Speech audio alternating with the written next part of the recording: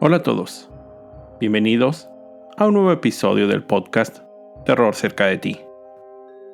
Como cada capítulo, quiero agradecer a todos los que semana a semana escuchan el podcast, así como dar la bienvenida a los que lo hacen por primera vez. No olviden seguirme en Spotify y calificar y dejar un comentario en iTunes. Esto ayuda a que el podcast llegue a más escuchas. Recuerden seguir mis redes sociales, @terrorcerca, en Twitter, Facebook e Instagram, donde publico contenido adicional a los episodios. Y junto con el correo electrónico terrorcercadeti@gmail.com es la forma en que me pueden hacer llegar sus sugerencias de historias o sus relatos. Y como en los últimos episodios, gracias a todos los que me han mandado sus audios con la frase final del podcast. Quédense hasta el final del episodio para saber quién fue seleccionado. Y si todavía no han enviado su audio, aún están a tiempo. Esta semana les voy a contar la historia del que se dice es uno de los lugares más encantados en Australia. En la ciudad de Brisbane se encuentra uno de los edificios más significativos del estado de Queensland, en Australia.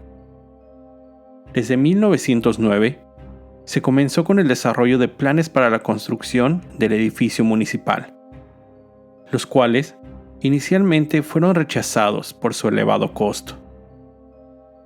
En 1917, la primera piedra fue puesta en su lugar, pero sin tener planos o un diseño elaborado.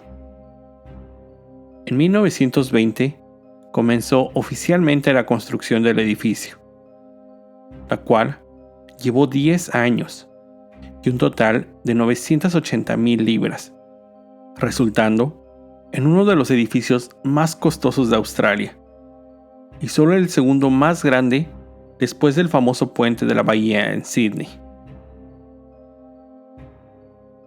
Con aún algunas partes en construcción, el 3 de enero de 1928 abrió sus puertas el edificio municipal Brisbane City Hall. Desde su punto de acceso, la Plaza King George, se pueden apreciar columnas de 14 metros de alto, la torre del reloj al centro, que se eleva por 92 metros, y como una de sus características principales, en el interior, unas impresionantes escaleras de mármol. Pero la razón por la que les hablo de este lugar es porque se dice está encantado por 4 diferentes fantasmas. El primer fantasma reside en uno de los elementos más visibles del lugar, la imponente torre del reloj, lugar desde donde su plataforma superior se puede encontrar una vista de 360 grados de la ciudad. La única forma de llegar a este lugar es subiendo por el elevador manual de palanca más viejo de toda la ciudad. La historia cuenta que hace casi 90 años, un hombre llamado George era el encargado de dar mantenimiento y reparaciones al elevador del edificio. 2 meses antes de que el lugar abriera oficialmente, el elevador fallaba constantemente. George había reparado en múltiples ocasiones el dispositivo, sin encontrar la razón de las frecuentes fallas. En una ocasión, en que el elevador seguía sin funcionar, George se determinó a arreglarlo como diera lugar. Procedió a cambiar todo el cableado del elevador. Encendió la máquina y el motor funcionó a la primera. Entró al elevador. Movió la palanca del primer piso, donde se encontraba, hacia el segundo. El ascensor operó sin problema. Procedió a mover después la palanca hasta el último nivel. Pasando el tercer piso, el motor se detuvo, deteniendo el elevador. Comenzó a revisar qué podría estar causando esas fallas. De reojo, vio una sombra en la parte superior del elevador. El techo era de malla, Un movimiento rápido captó su atención. Pensó que sería algún animal lo que había visto, y lo que probablemente estaba causando todas las fallas. Tomó una herramienta que tenía a la mano, abrió la compuerta del elevador e inspeccionó el cubo del mismo, sin encontrar nada. Subió por la compuerta, se paró sobre el elevador. En ese momento, el motor se encendió por sí solo e inició el ascenso, primero despacio, pero después tomó gran velocidad. George intentó abrir la compuerta, pero ésta se había trabado. Se hincó para abrirla.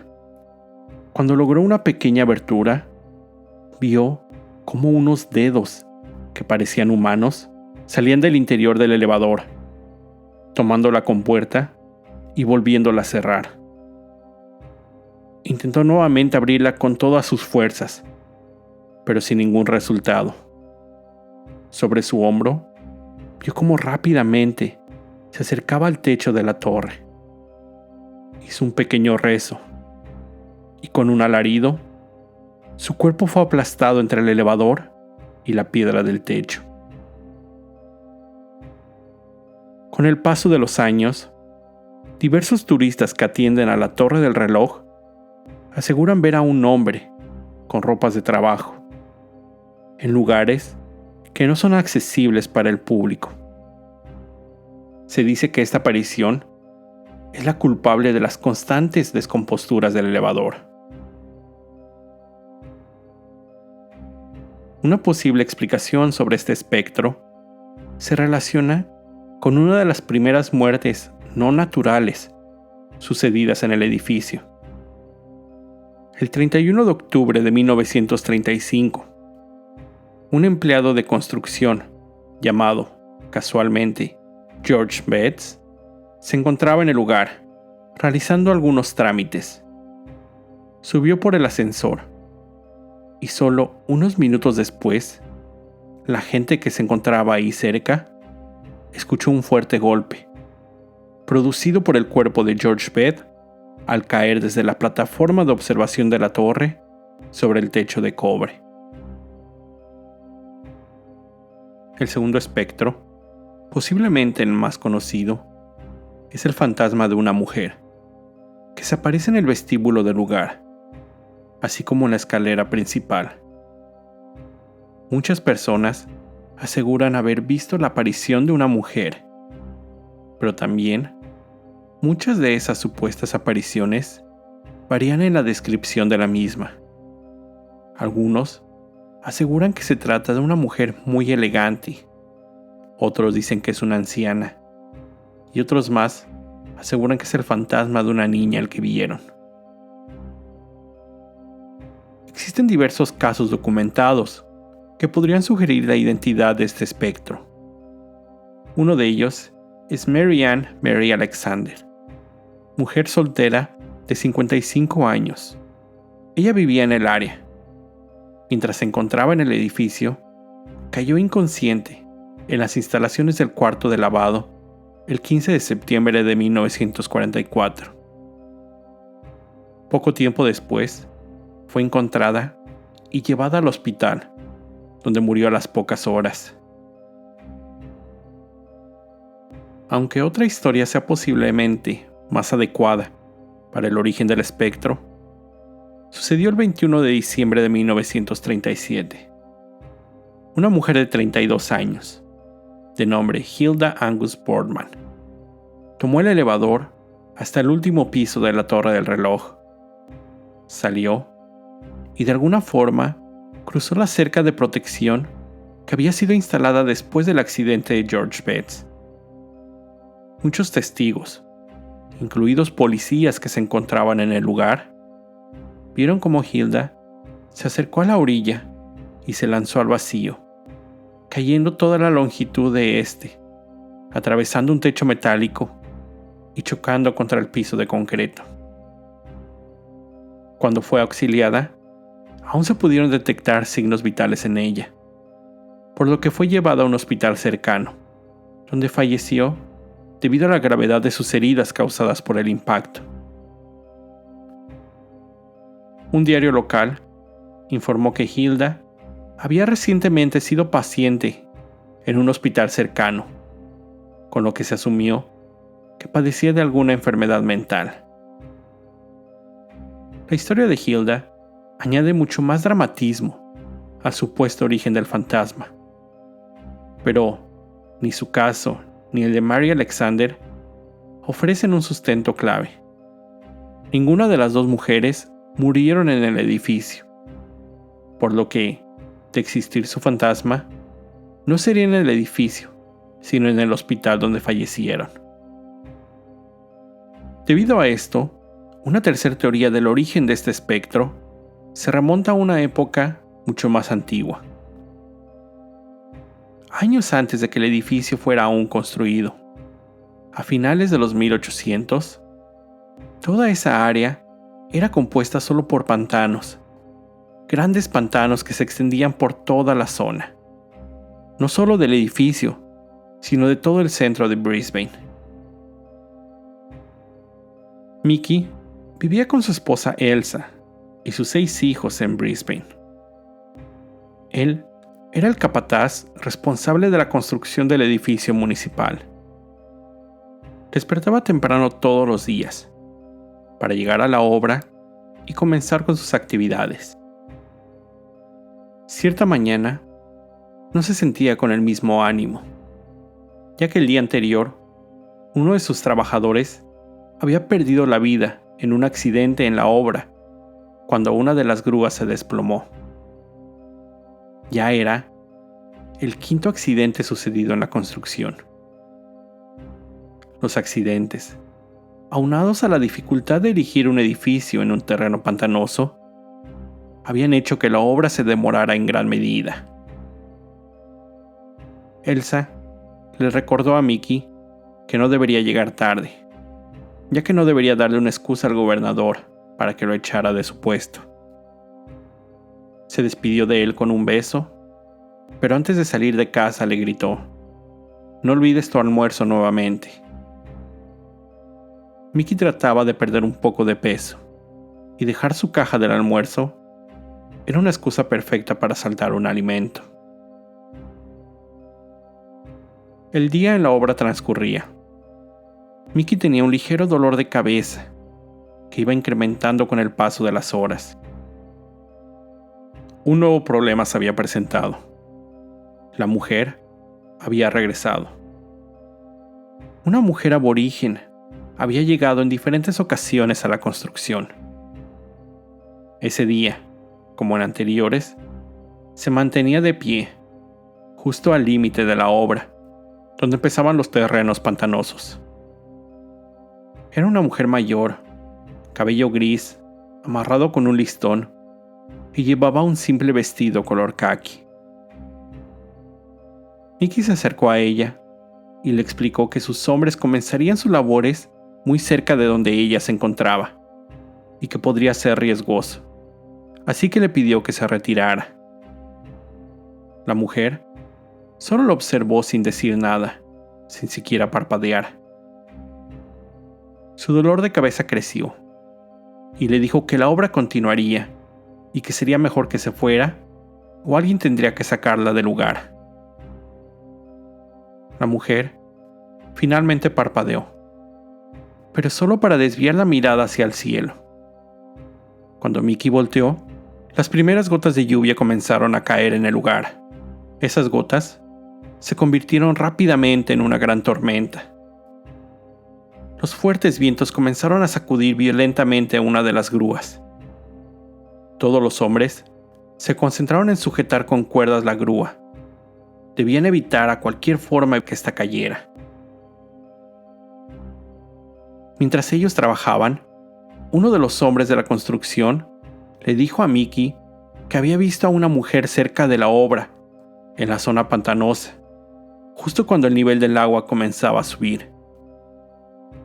Mickey, determinado a evitar que la grúa cayera, sabiendo que había advertido a la mujer de los peligros de estar ahí, ignoró la advertencia y continuó coordinando los esfuerzos en la obra. El dolor de cabeza seguía en aumento. La tormenta pasó rápidamente. La grúa se había mantenido en pie y su dolor de cabeza por fin había desaparecido.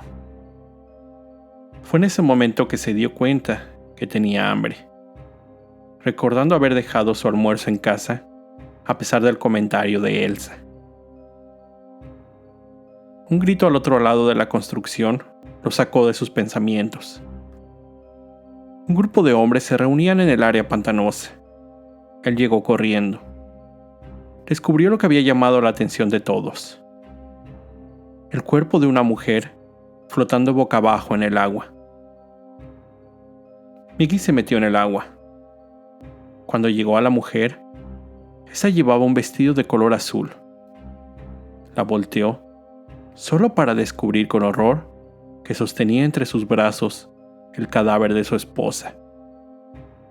A poca distancia de ahí, una caja de almuerzo flotaba en el agua.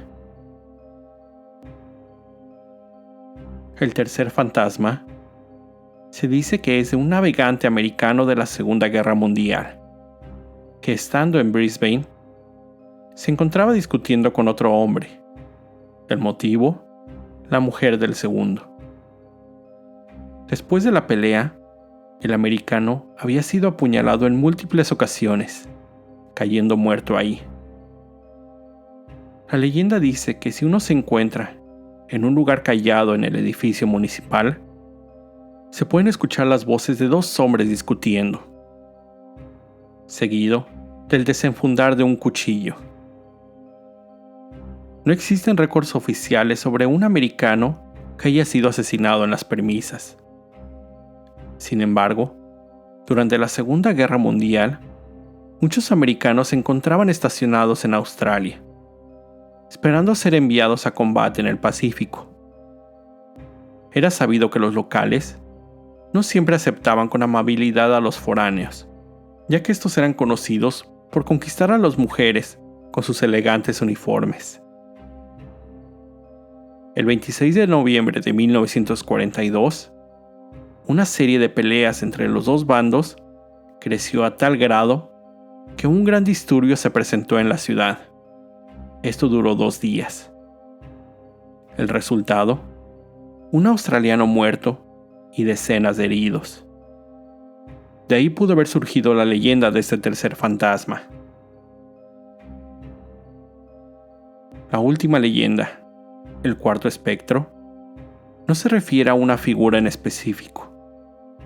Es descrita solo como una fuerza siniestra y poderosa que ronda el tercer piso del edificio, específicamente en un área conocida como el cuarto 302. Se dice que en ese lugar se han experimentado múltiples fenómenos paranormales. Se pueden escuchar fuertes pisadas, lamentos, suspiros, sombras, muebles moviéndose. Todo esto hizo que en 1950 el ayuntamiento decidiera mover de esa área todos los trámites y oficinas y usar el cuarto 302 como cuarto oscuro de fotografía, solo para después quedar totalmente abandonado. En 1980, las historias de ruidos extraños se habían olvidado. La nueva administración decidió darle un nuevo uso a esa área. Después de unas modificaciones, el ala 302 se convirtió en una guardería para niños. Aunque el tiempo que ese lugar se usó como guardería, no se reportó ningún fenómeno paranormal. En el 2009, todo el tercer piso fue reacondicionado y es usado desde entonces como museo, albergando obras de arte de la zona. Muchos de los visitantes al edificio municipal aseguran haber visto alguno de estos espectros rondando por el edificio. Esta fue la historia del Brisbane City Hall.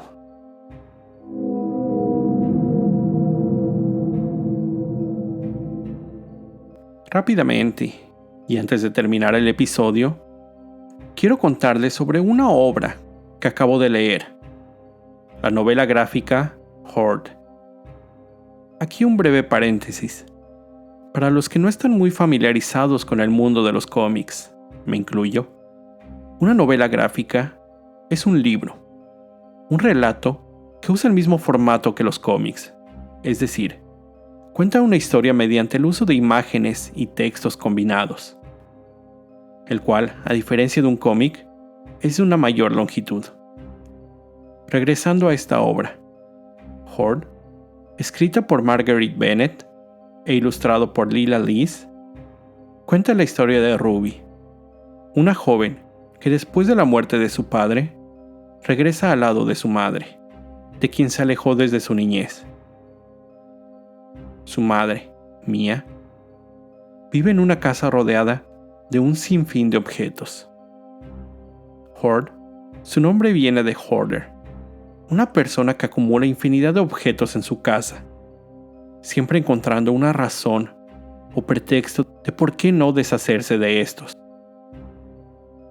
Ruby se ve enfrentada a su pasado, la razón del distanciamiento de su madre y tratar de entender la compulsión que sufre ella para almacenar cosas. Y lo más importante de todo, cómo seguir con su vida, tratando de cerrar ese capítulo en su vida tan doloroso. Esta obra me gustó mucho. Las ilustraciones están increíbles, realmente de terror. Muy recomendada. Léanla. Es muy interesante explorar diferentes formatos para descubrir historias de terror. Con esto llego al final de este episodio. Como siempre, te recuerdo estar alerta de todo lo que pasa a tu alrededor, ya que el terror está donde menos te lo esperas. El terror está cerca de ti. Cuando el miedo se convierte en terror, hay una historia que contar. Gracias, Mayra Tomasa Luna Siriaco, del Estado de México, por enviar tu grabación.